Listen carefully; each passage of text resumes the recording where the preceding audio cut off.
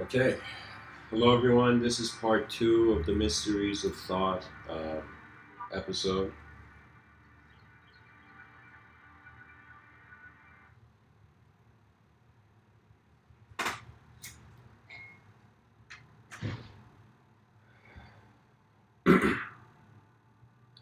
To dive further into the presence and the mystery of thought, is that when we wonder about our free will and our research and our introspection and our just inquiry into where our free will arises and what it is, in some sense it will take us to a point where we will see we are being kept by unknown processes.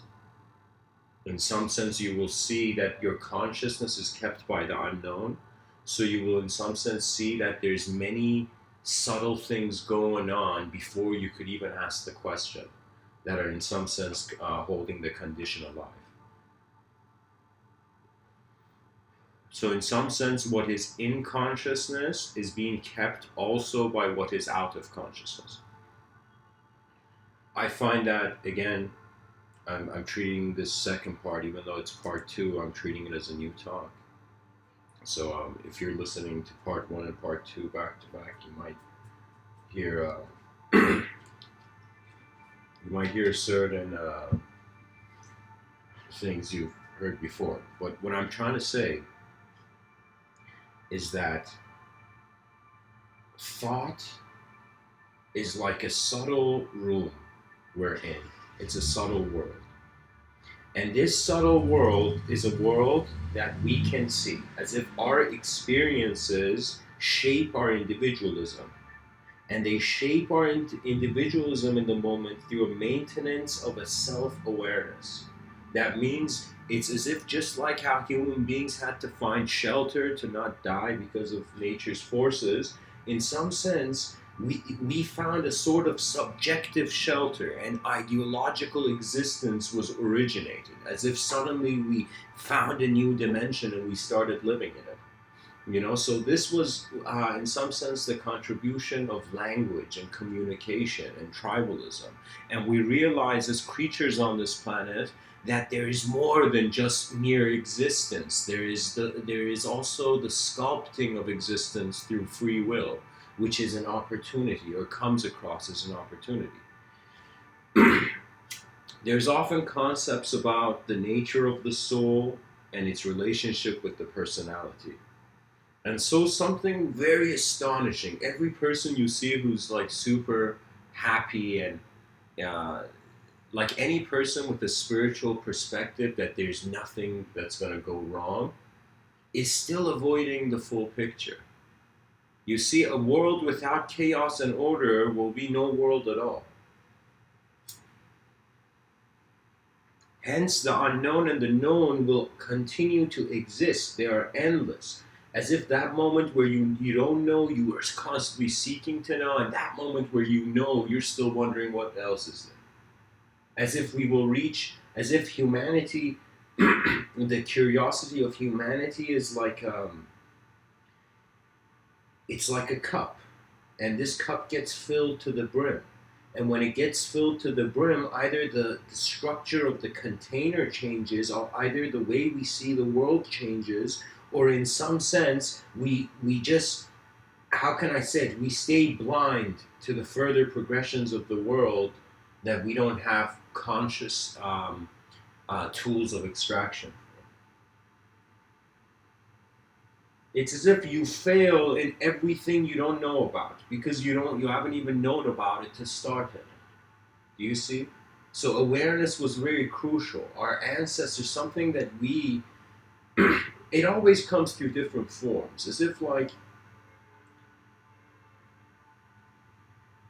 in the furnaces of time and space, consciousness animates itself through as many stories as it likes.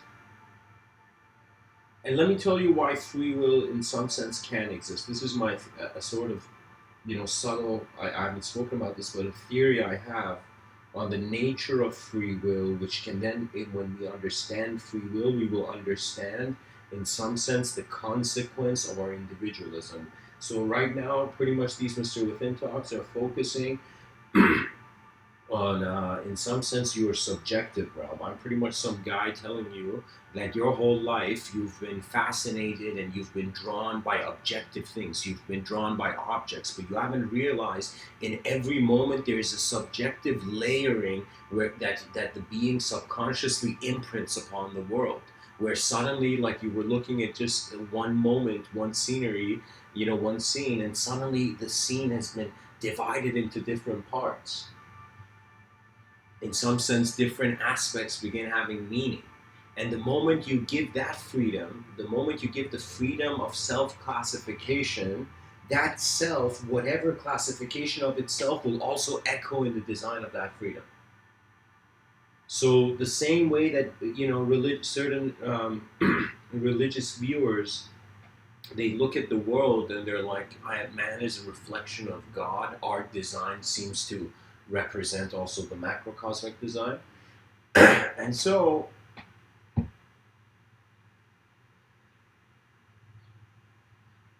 the direction of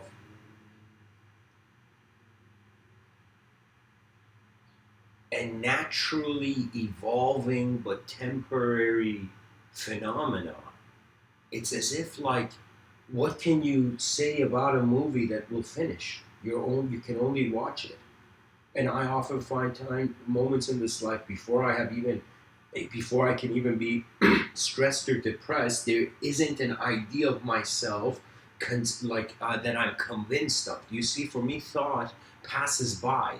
You can't hold on to thoughts.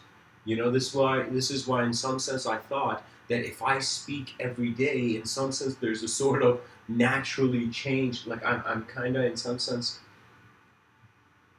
it's as if our ears, our eyes, all our sensory perception, it listens to change. It changes.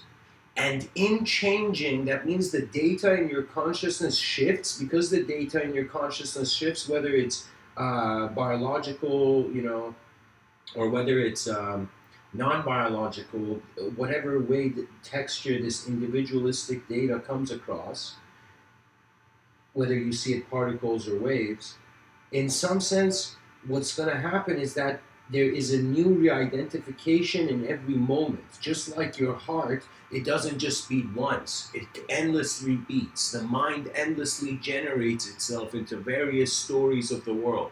And if the human being cannot distinguish between what is only the world they see and the actual world, the unknown, they cannot even enter the domain of an intellectual self-inquiry.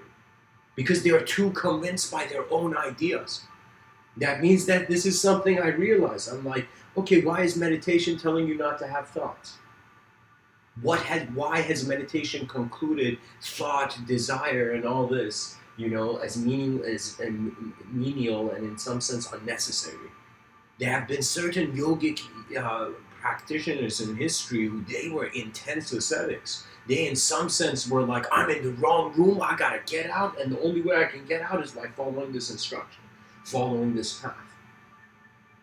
For me, what I think what happened is what the story of Buddhism in some sense is, what Buddha's lifetime in some sense revealed to the collective mind of history, was that this was a guy who was suddenly opened his eyes and suddenly saw suffering as if he was in heaven or he was in some neutral safe haven. And from this neutral, being the son of an emperor, like from this neutral safe haven, he was suddenly introduced to the real nature of the world. So that means if you're a young kid listening to my talk, if you're under the age of, like, let's say 26, I will tell you, the world you see right now, that's not the real world. The world changes, just like how Santa Claus, like when you were young, you're like, yeah, Santa, and then you suddenly realize, like, holy shit, why is Santa entering our property,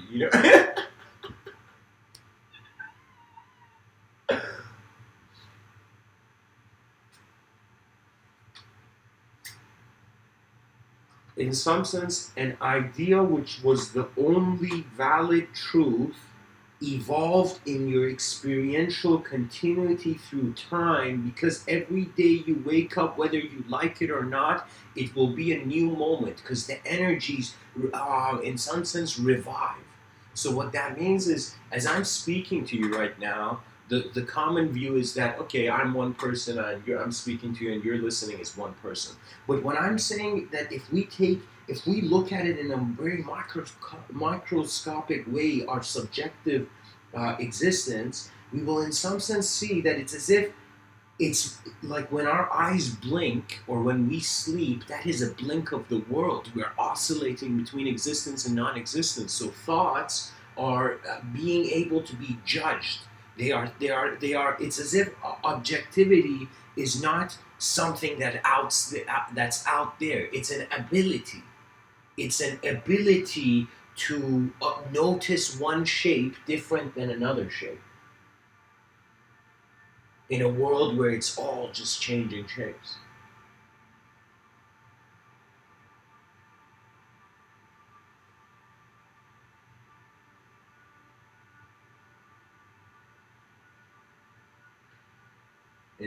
In some of my other talks, I've said, fear kills a man before he has lived. And when I say that to people, that quote, there's two reactions normally. Some people just get it straight up. Some people feel like that makes like they feel like they need to combat it. But what I mean by that, fear kills a man before he has lived, is fear limits you from activating the next phases of your experience. Because a personality must be fed, it must be kept. Your attention has to be on your task, or you will automatically move astray. So for me, something they didn't teach me, I wish somebody had taught me when I was younger, was the value of concentration and how much it required that we are not just bodies with brains. We are creatures that come across to themselves as moments of attention. Your existence, your matter is in your attention. Consciousness and matter are codependent. So in some sense, you can say the mystery of thought is the mystery of the awareness to the thought. And how is that awareness there? And who is the eyes of the world? And why have the eyes of the world opened? And when will the eyes of the world close? And what I noticed that our species did early on was that it started trying to, just like it's as if we saw one physical world, then we opened up to the subjective dimension, and then we couldn't handle all of it. It's as if like the guy who was very thirsty, they brought him so much water that he couldn't drink it all. So what he did was that he made a cup and he drank a bit of it. He made a civilization, the story of a science, the story of a philosophy, the story of a character in a world. He drank from that cup and the rest is just remaining there. And then comes the thirst of the inner behaviors of the civilization towards its outer circumstances. Because I'm telling you, children are being treated like children, and that's terrible. They should be treated like comrades.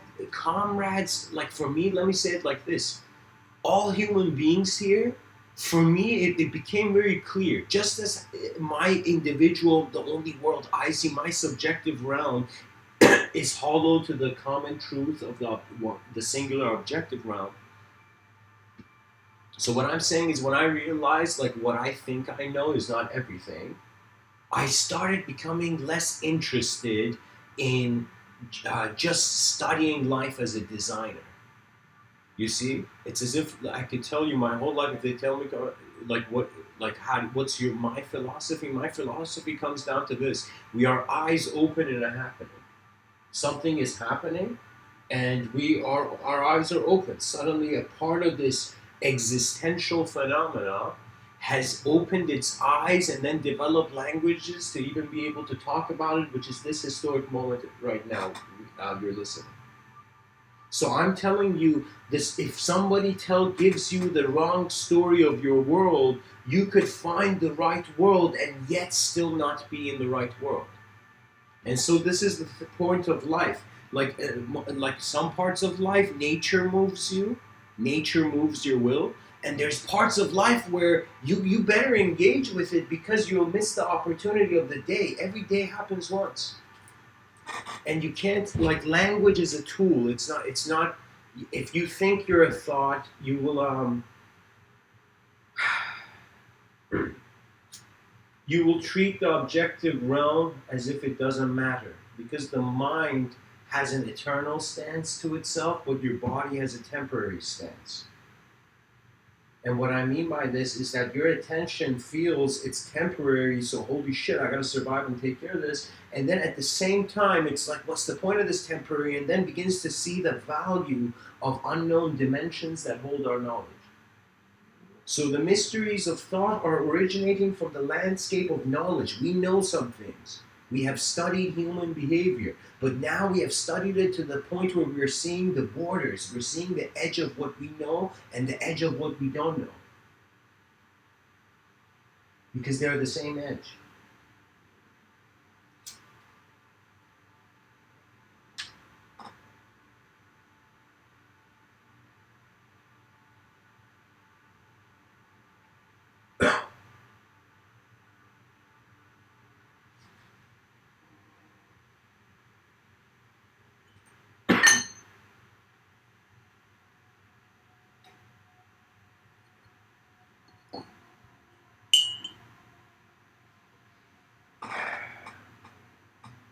Pretty much when you can't confront something objectively, you justify it subjectively. What that means is you see somebody went through some chaotic situation and then they blame themselves. They can't still understand the nature of the world that is at work. It is a world that functions based on certain laws objectively. Subjectively, what your free will considers itself as a sort of infinite freedom.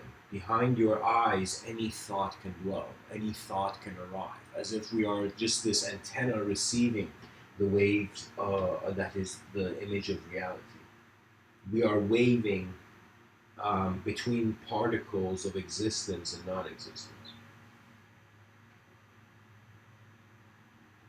So where does this take us? So what happens when we find a problem that if we were to solve, we could no longer be ourselves? This is why I feel we have to create a civilization that is living for the future and the past through the satisfaction of the present moment.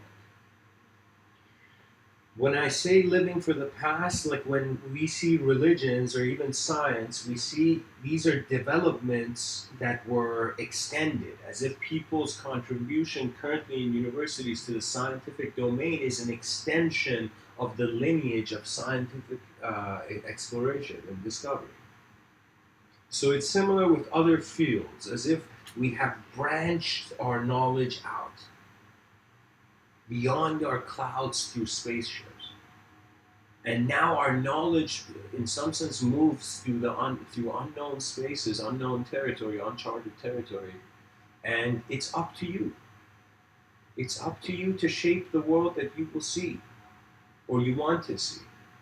And at the same time, you got to understand that it doesn't matter who you are. If you express anger and you hurt someone in your moment, you have hurted the inner idea of yourself, which is based codependent with the world.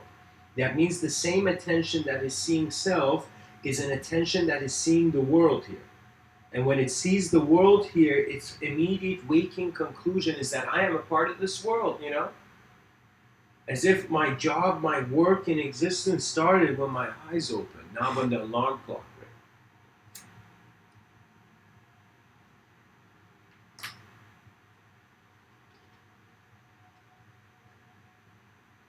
In some sense, the purpose of an individual is to engage where that individual is. It will eventually wonder about the collective. It will recognize it as long as it's an individual, the world is a room. The world is a container. The moment it is willing to see beyond its own beliefs, that's when it will no longer be stuck in the game of language.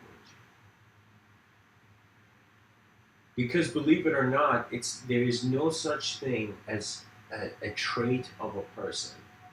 What psychology I find has failed to understand is this of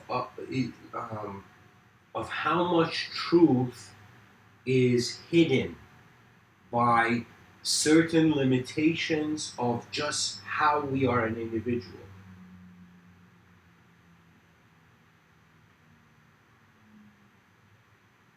You are creating the world as much as you're receiving it. You are receiving the world as much as you create it. When you get involved in the world, your attention is on objective movement, and hence you will see objective movement. The way right now you feel about your past will suggest the speed of your thoughts and your resolutions towards the future. If you feel the past has not brought you far, you won't care to look far. Pretty much, it's like Christopher Columbus went to one of his friends and he's like, "Yo, guys, let's go explore a new world," you know? And then his friend's like, "No, man, I'm not feeling it today. Look, it's raining outside." Like, and Christopher Columbus would see that his friend's vision has not seen the whole picture, has not seen the value of your finding. That means the treasure revealer, in some sense, will seek that treasure for a long time with no result, and people will call him mad. But when he finds the treasure, he will have known a truth he had known from the beginning. Pretty much a treasure revealer is somebody who has considered an inner value and in some sense wants to find it in the outer. Many people are responsible for their outer existence, but I'm not sure how many people are responsible for their inner existence. And their inner existence isn't just an individual phenomenon, it's how their attention cannot conceive the idea of an individual until it finds itself collective. As if you can't be a member of the human species before we have, like, first we need to have a human species. We need to have some sort of collective for you to feel you're a part of. So now you feel you're a part of this world. So that means your intelligence, there is a collective already there. So in some sense, no being can be alone because the concept of loneliness cannot exist without the concept of a sort of unity. We live in this world. And sometimes we are the world. Yet our questions arise for the design is unknown. That means it's like a parent looking at its child who said the first word. Now the child is trying to say another word, and the parent is like, "Oh my God, what is it going to be?" You know, so we are in this dynamism of existence happening where the greatest knowledge will be found by those who are directly watching it. Let's say if life was a movie, the storyline of that movie is your mind. And what occurs in that movie is the objective, is the world, is the objective part. So the mystery of thought, eventually you're reverse engineering out of how you conceptualize the definitions of reality. And as you reverse engineer, you return to the unknown, let's say unknown for now, unknown attention and the observer within. This observer within is standing in a domain of higher intelligence than any sort of rationality. It is the eyes of the world of its moment. That means your moment is your sacred temple. It is a room your attention is in that no other being has. And so divinity was not just a religious idea. Divinity was, well, you can say evolution, like when the ape was evolving, that moment was in some sense divine.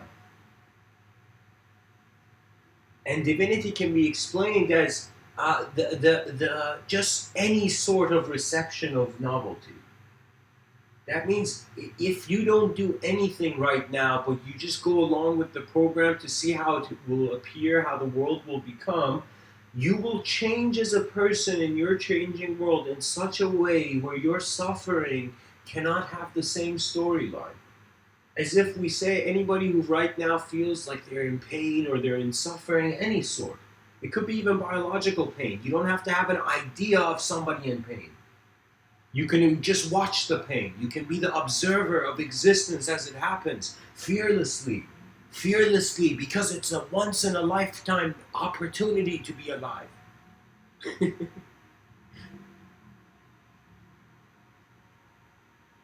Maulana Rumi has this quote. He says something like, before death takes away all that is given, give away all that there is to give. That means that your courage arises not because you're protecting like the weak. Your courage arises because it is now or never. That's the most purest, efficient form of courage. When a human being understands the value of an opportunity and the armies of their past visions and future visions march towards the same direction, towards the same focal point. And that is the value of concentration. Concentration is like both the shield and both at the same time the weapon. You know, the sword in your hand. It is the shield in some sense that through concentration you do not step into illusion. You are too attentive to be gullible. As if you're trying to, like, you enter a room wondering who's the most aware, self-aware person in this room. Who has the most awareness of how the moment is happening. And whoever you find who has the most awareness, you will begin to eventually see it is because of their attitude and how much inner resistance or non-resistance they have to what the world actually is.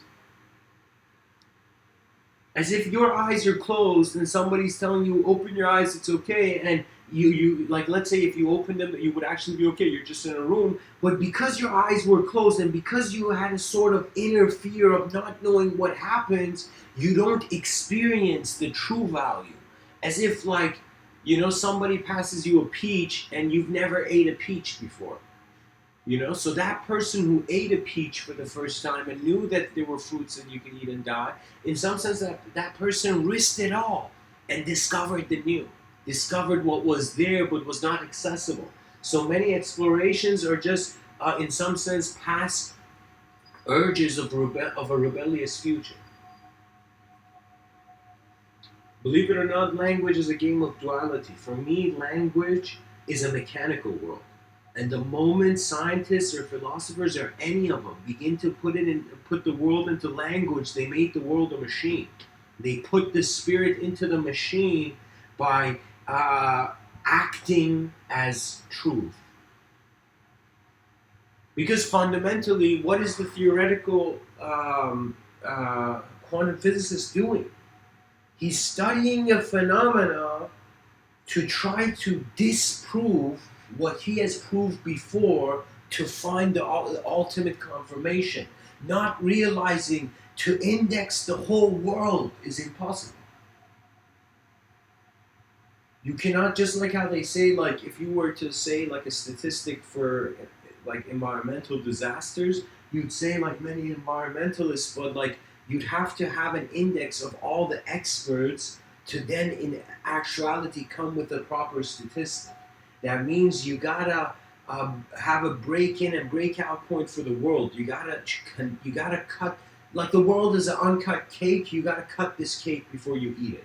So pretty much, us as a species, we are cutting the world into our own domain of subjective experience. Pretty much what I'm saying is knowledge is empty, and it's a tragic truth. But it doesn't mean it doesn't need to exist. It should actually mean the opposite. We should just, as if we've created a technology and we want to just see how far this technology goes.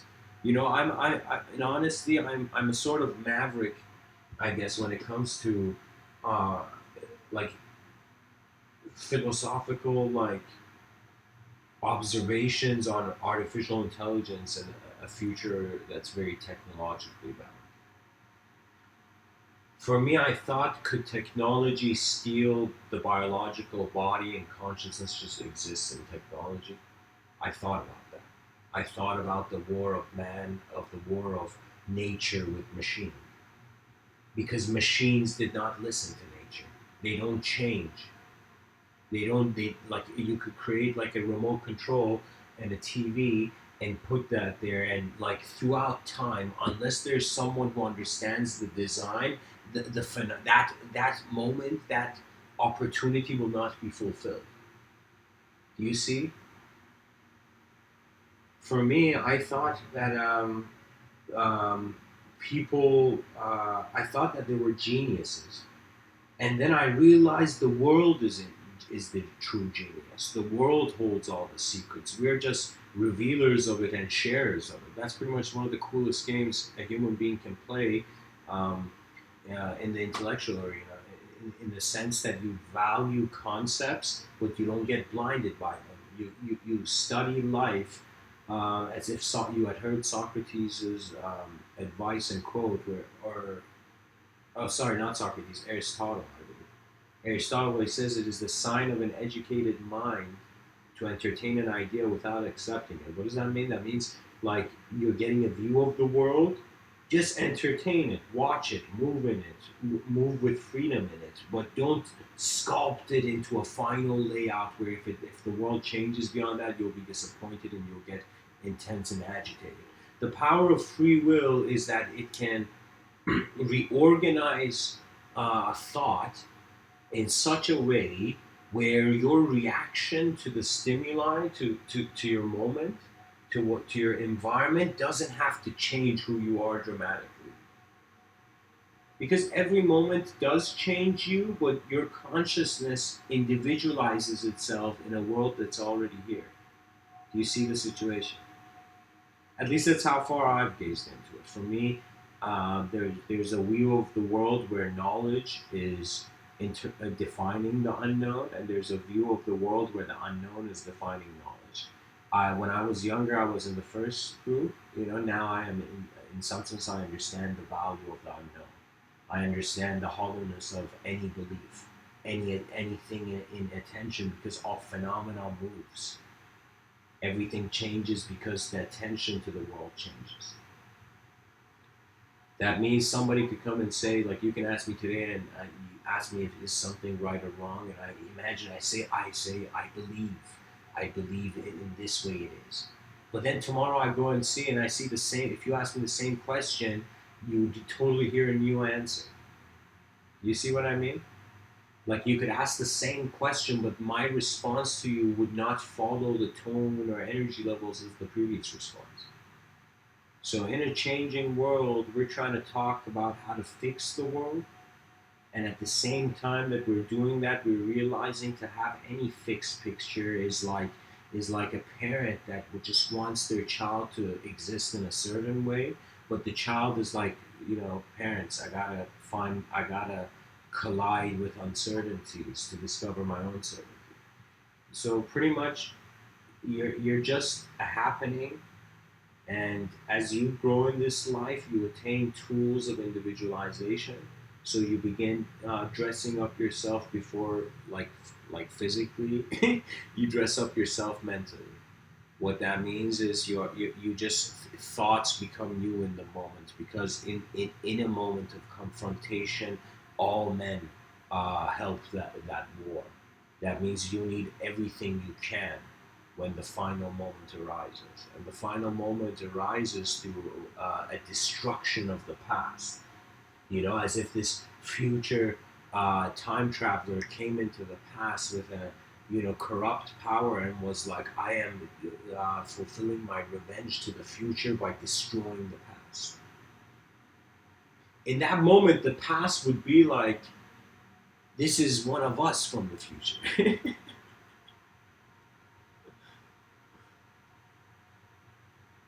What I'm saying is that the destruction of the past is the destruction of time.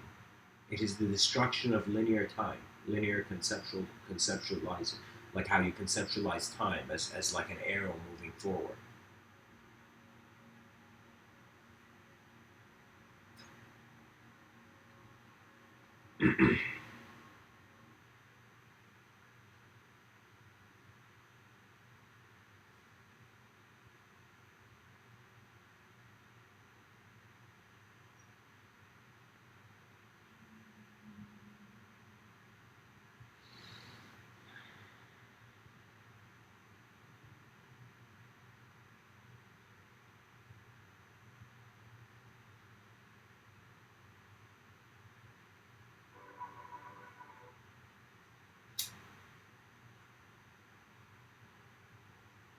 If you were to ask me that,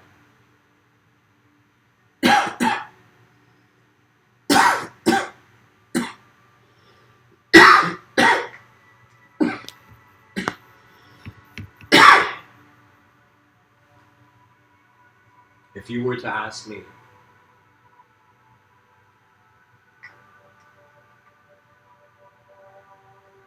I feel we're not ready for art as a species.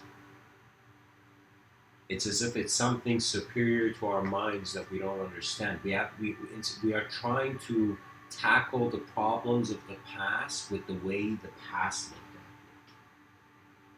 at. In some sense, we have not understood the value of the art is the introduction of the new. Chung Tzu, the Zen master, his attitude towards thoughts was like this dude saw thoughts like leaves on a tree. As the seasons come, they change and pass and move on. And new leaves arise, new thoughts appear in consciousness. And consciousness can be a thought, if you believe thoughts are the origin cause, because what defines the nature of a phenomena is its origin.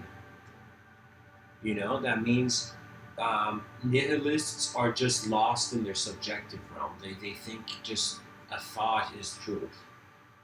Nihilists are believers in thought, but they're believers in, because emptiness is a thought. That means that it's being still just it's just being too convinced by your subjective realm. So what I understood from Zen and just this whole wisdom traditions on this planet is that they're kind of telling you, be in a state of mind that doesn't have to be shaped all the time, but is observing all shape. And then, because the moment you identify yourself, you put yourself in a story, and when you put yourself in a story, you put yourself in a certain consequence, in a certain story of consequence. And then whatever happens in the future is going to constantly affect that story. So suffering is self-generated because the idea of the self is generated in your awareness.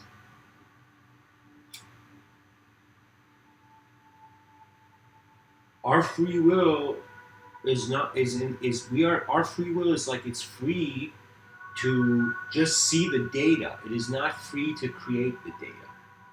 Existential data. Our free will can be defined as our ability in the world that free will has created. And in ancient traditions, they acknowledged, imagine, guys, how kind of in a strange way, I think it was pretty cool, how they saw it. But imagine, in ancient Greece or in just ancient, mystical practices, whether Vedanta or Vedic times or, in other parts of the world. The Christian Gnostics, the whole notion was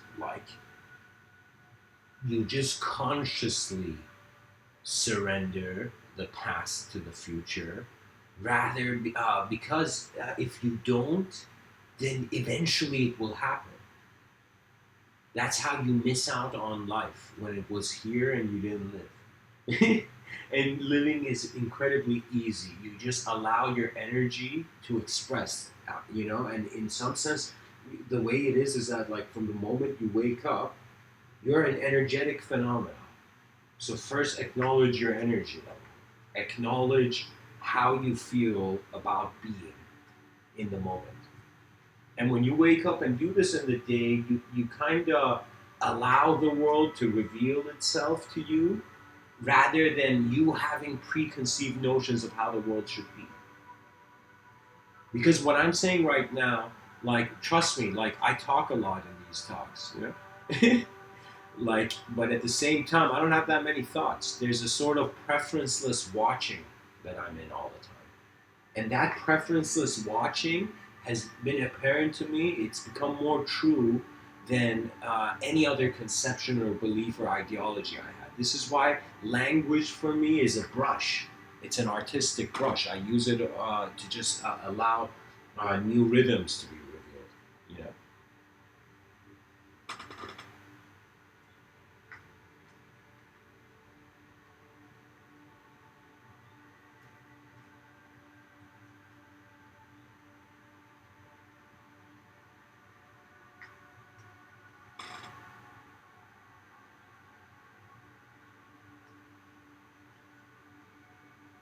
Henry David Thoreau says it's not what you're looking at that matters, it's what you see.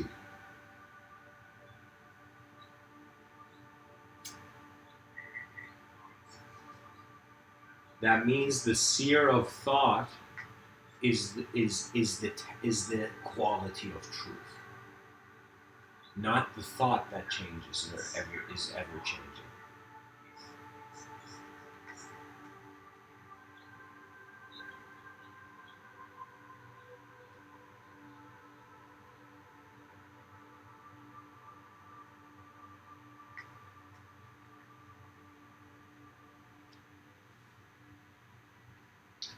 Let's just I want to do this very respectfully, and in some sense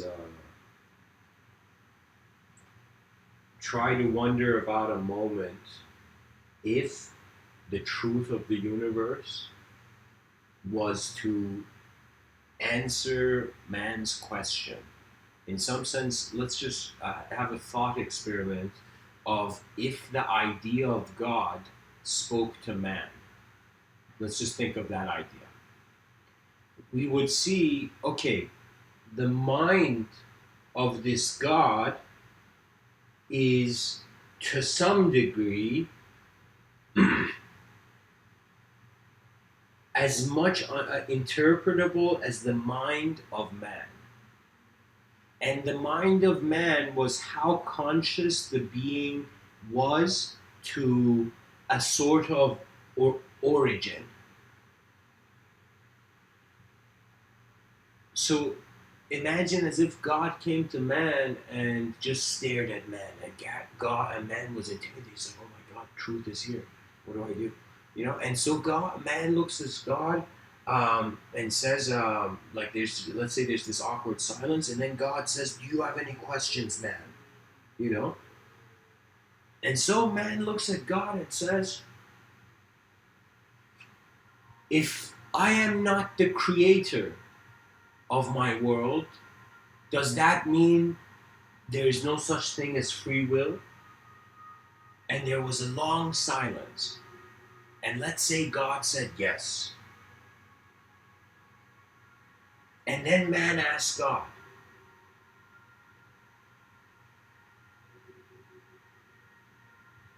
if there is a soul in the body that is the eyes of God, then does that mean man never existed? Not only that we don't have free will, but our idea was not our idea. And then there's immense silence. And God says yes. And then let's say, guys, I'm just making this up in the moment, but I think it's interesting. It's an interesting thought experiment. This is entertainment. I'm trying to think what surpasses those questions. It would be man looks at God and says,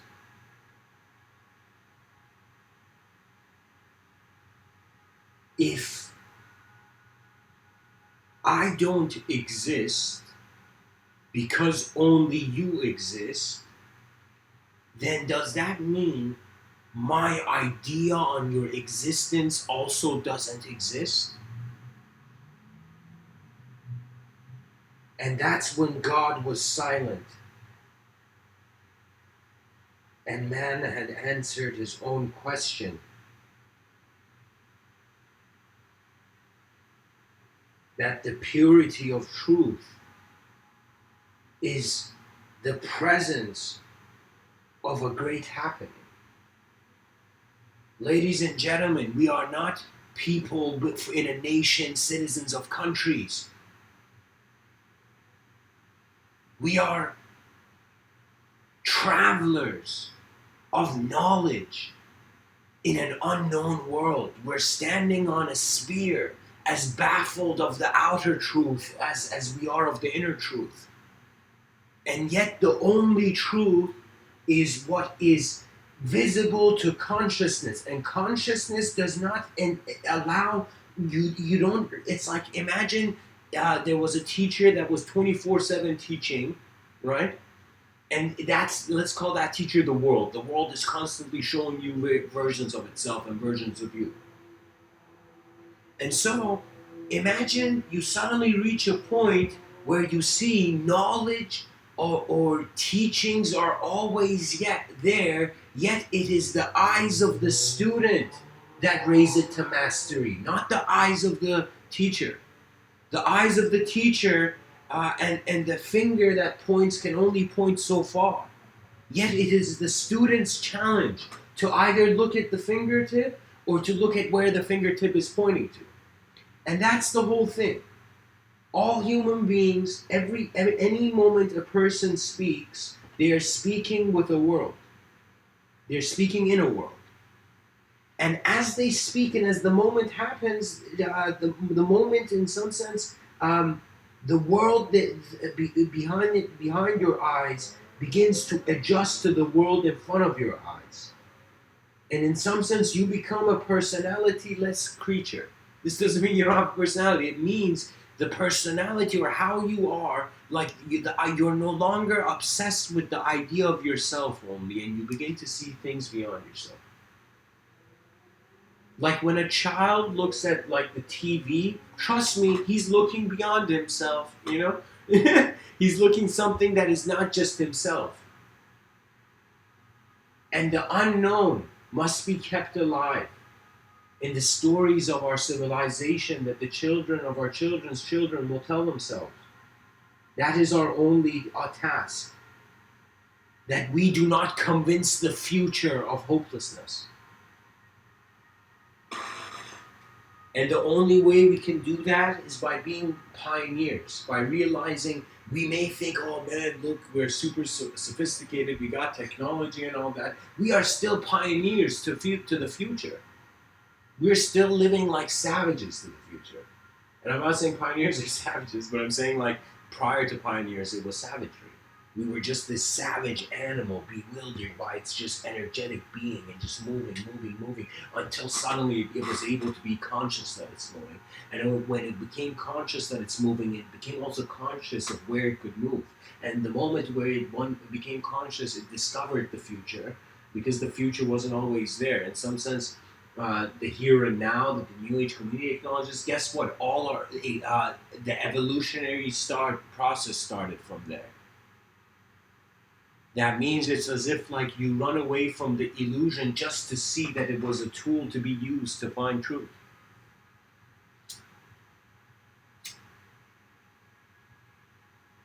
And there's different ways to use the word spirit. You say in the spirit of happiness. That doesn't mean like happiness has a soul. You know, it means there is an expression, there is a rhythmic alignment of segmented worlds towards the same effort. For me, I think religions have done something that has baffled scientists, in the sense that how could from one book emerge such organizational structures that preserve the concept of the book till the future, till now. For me, when I see, for me, the prophets were the greatest writers, because I can now see the echo of their result. I can see that. Imagine you write a book and people begin reading this book, and they begin reading this book and it influences them to such a degree that they begin preserving, they begin becoming defenders of the ideals of that viewpoint. And for me, when I think of the prophets, the concept of divinity has not been choked out in a lifeless materialistic universe for me. For me, the divine exists because the unknown still is here. The fact that I don't know what will happen is the inspiration of my knowledge. Because if I knew, then there would be no need for knowledge when you know everything. And that's what a person understands, that especially in society, you shouldn't try to be too precise. Because it's a messy playfulness. That's society's best hope. Messy playfulness, where in playfulness the being is happier, so they're existing in a better world. Whenever you're depressed or stressed, I'll bet you might be thinking some ideas on yourselves, but I'll tell you, the world you're seeing is not a happy world. It's not a world where things can be done easily. And that's because you are afraid of what's hard. That's like, this is the funny thing, I find myself like in some sense in a struggle. I am fascinated by a certain struggle I've had in this life. To wonder about where I should place my value generating attention on what, like, as if just like how there was in Lord of the Rings one ring that must be destroyed. I was trying to find the most important idea in existence, and I concluded it to self-awareness, because in self-awareness, your moment no longer lies to itself. When you think you're a thought, you are lying to yourself. A character has failed to. It's as if disbelief can be as much of a bunker for hiding as belief.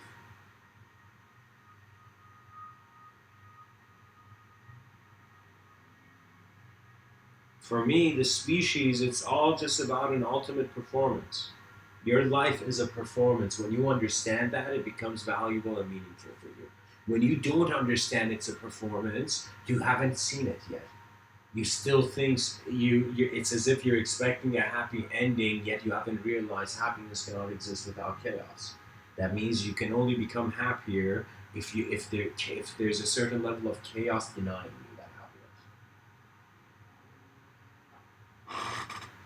And so I find there's two types of luxury. There's an outer luxury where you're living in a mansion, and there's an inner luxury where your mind is the origin of the freedom of the world.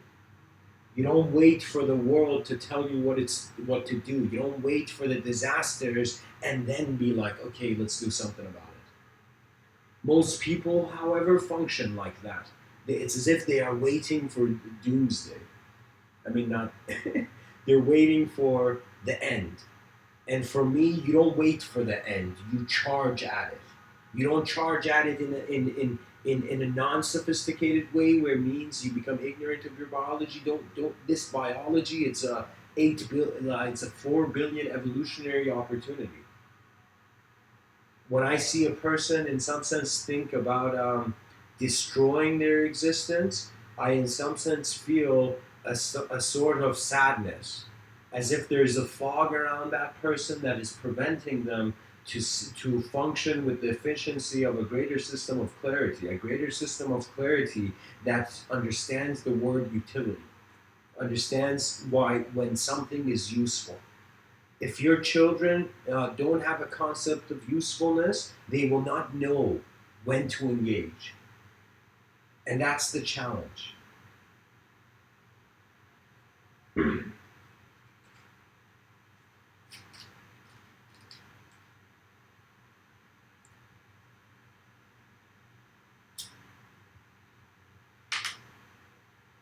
Some people feel they have to free the world before they can free themselves. Some people feel they have to free themselves before they can free the world.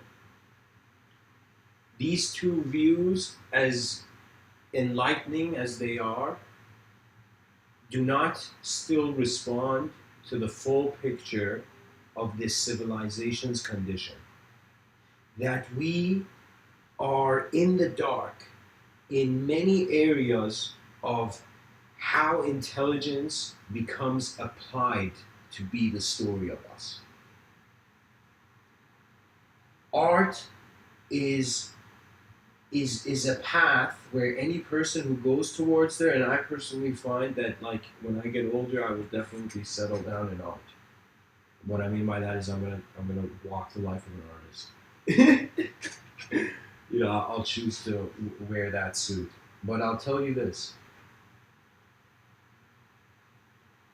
Your brain begins to function closer to full capacity when you allow the unknown and the known to be observed in the same moment. That's where that's kind of like Swami Krishnananda. He has this quote where he says meditation stops when one realizes the inseparability of the individual activity and the cosmic activity. So now we see the individual activity is known, that's where knowledge lives in the individual activity, and in the cosmic activity, that's where the unknown exists.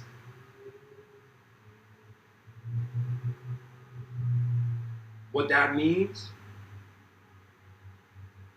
is that once you see the inseparability of all that you know with all that you don't know, you are freed from the shackles of certain thought structures you were conditioned into and spoon-fed as a child.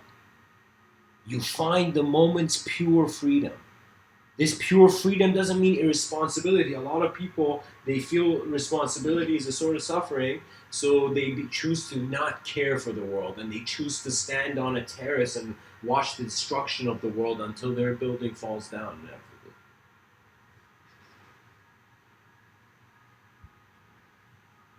If you evoke savageness, you keep savageness in the species. For me, the easiest way to stop violence is to just realize there's better ways to live. There's better ways that your inner life and your outer life will be maintained. Don't get too driven by your inner life. You'll miss out on your outer life. Don't get too driven by your outer life. You'll miss out on your inner life. And hence the Buddha said the middle way, the middle path, the way the being walks, where it's as if Matsuya Basho, this Japanese Zen master, he said the journey itself is my home. And Buddha said the middle way. What does he mean? He means that moment where there is knowledge, where there's aspects of the moment known, and that moment where there's aspects of the moment unknown. That is the ultimate state. Once you accept the presence of how existence is happening in the now. And you find this sort of serenity as if you were holding a picture in your hand that you couldn't stop looking at, and suddenly that picture's been taken away. For your hands have found that they were never designed to just hold one object. Your mind was never designed to function only through one belief, through one thought structure. Your hands were made to create the new. You can be a person who sees something that nobody ever has on this planet, and I would say, Mr.Within would say, the moment you do, I command you, run towards the global stage and shout it. Because I don't believe, you see all these YouTubers I see online, I see none of them being honest with their emotions upon the world. Because you would get angry. For me, if I really wanted to help the world, I would stop. Like, playfulness would be like a coat I took off and never wore again. Because war had occurred again.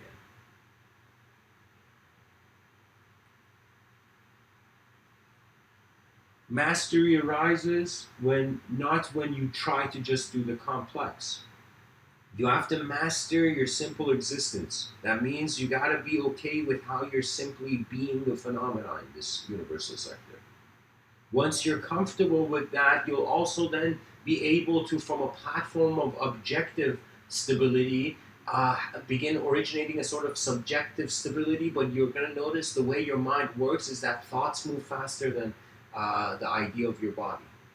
That means the idea of you is like the sail of a ship on an extremely windy day, or like a flag post, with the flag, and just like incredible winds are constantly hitting it. It is something you're trying to allow not to change in a changing world.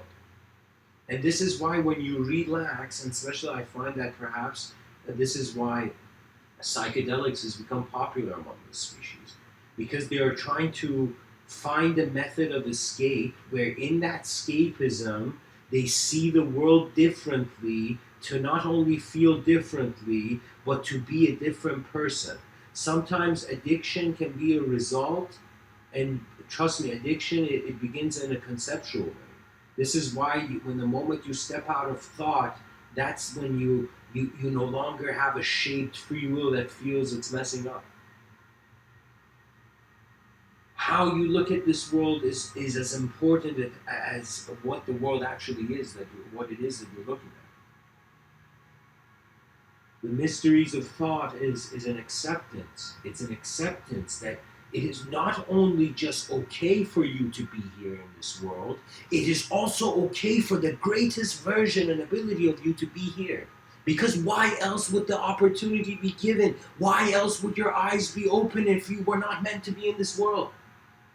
Why would you see it then? You see, thoughts are honestly tools. They're kind of like, you know, bridges of momentum. You know, it's they're like I don't know what you call them. Kind of those horizontal escalators. They move you forward in considerations of how you see this moment changing.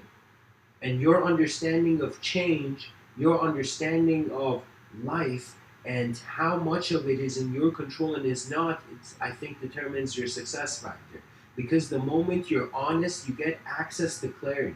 You see things as they are. You no longer have to just be a certain way to access your next advancement.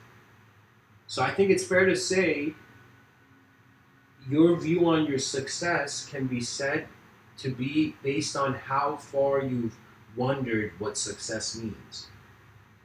And if for you success is just an objective thing, well, guess what? Be an animal and go get it. Go work hard and be an animal and go get that objective thing. But if you see there's more to life than just the brutal competition of animalistic behavior, we don't value knowledge, or we would have valued creativity. In some sense, creative people would have gotten, our civilization would have found creativity as if like it would try to instantly free the species from the burden of repetitive, non-changing tasks. Every day happens once. The decision you make of what to do in your day is the decision that in some sense it suggests how much of the world you will see, how real of a person you will be, because your presence is more important than your personality.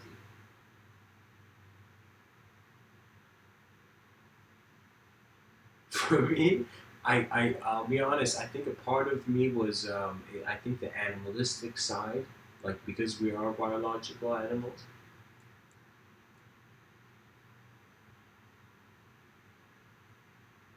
I felt my animalistic side would have meant that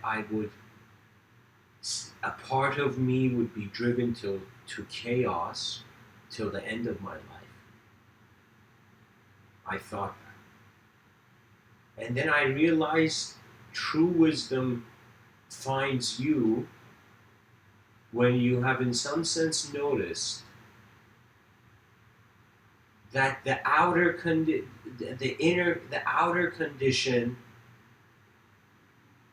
can, your inner condition can reach a point where it cannot be changed by the outer condition. And then you'll reach a point where you'll suddenly wonder about the unconditional expression of your consciousness. And then the mysteries of the unknown will be seen. You will suddenly look at a sky that you've noticed something you hadn't noticed before. And you begin to see as if the light of the moon suddenly realizes it had gone everywhere and told everybody that I'm the one giving the light. It's my light. It's my light. I'm the only one here. And suddenly when the moon had to turn around and see the sun, the moon died to itself in that moment, yet the truth was visible.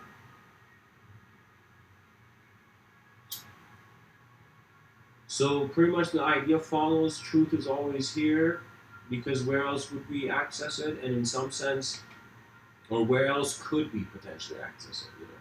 And the other view is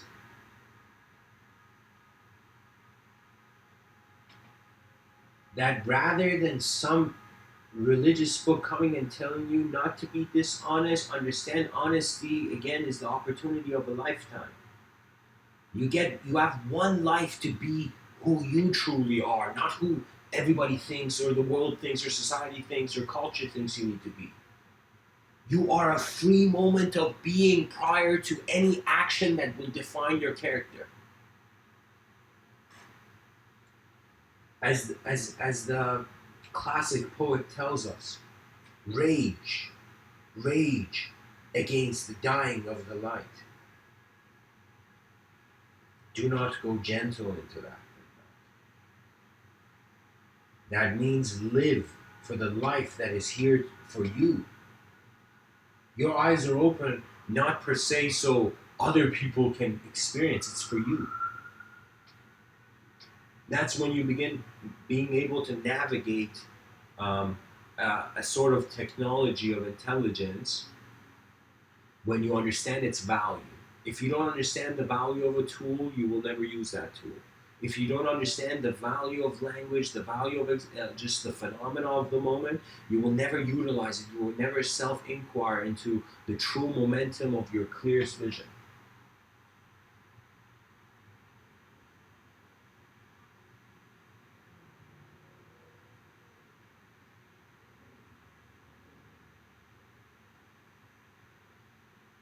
Sometimes the greatest wisdom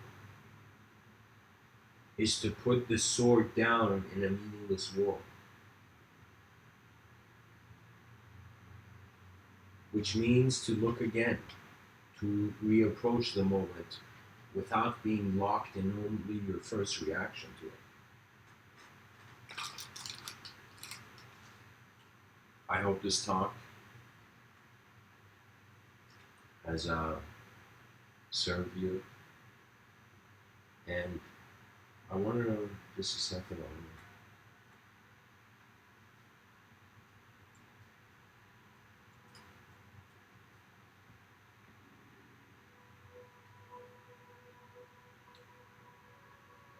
There's a quote I want to read. It's from Sogyal Rinpoche, and it says the Tibetan Book of Living and Dying. So it's a passage I want to read from it.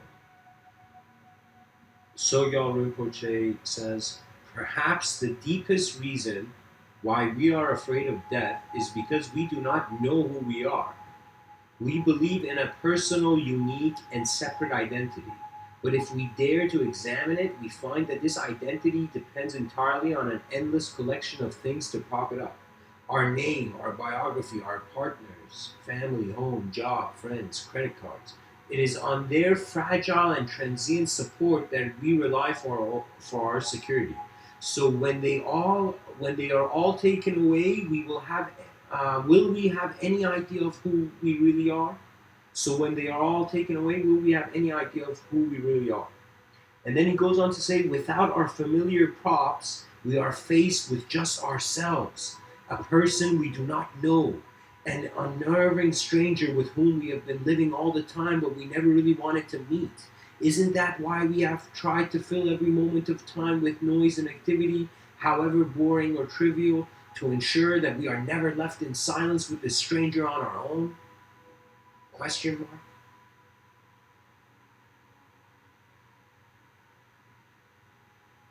This man knows what he's saying, and I agree with it. We have to ask, or we'll never know.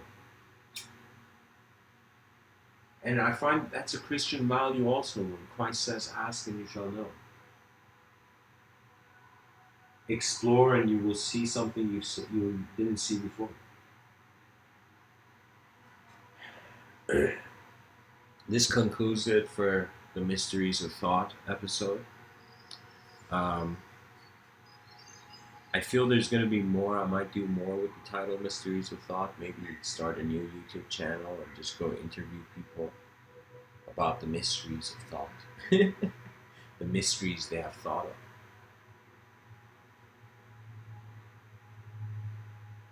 I hope this talk serves. So much blessings, host.